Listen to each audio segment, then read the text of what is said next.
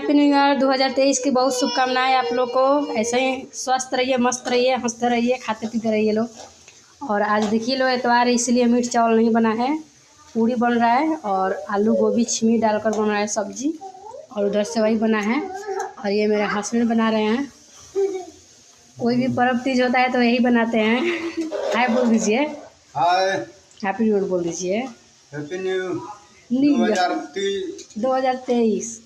2023। तो आज एतवार है, इसीलिए हम लोग मीट चावल नहीं बनाए लो, कल बनाएंगे लोग। और पूरी बनाए, छिमी और आलू गोभी जाना लोग बनाने। और आप लोग कमेंट में बताइए लो आप लोग कैसे हैं लोग। खाने का मन कर रहा है कि नहीं? और प्लीज़ इस वीडियो को शेयर कीजिए लो, लाइक कीजिए लो, सब्सक्राइब कीजिए लो, please please friend. Happy new year. ऐसा ही स्वस्थ रहिए, मस्त रहिए, हंसते रहिए।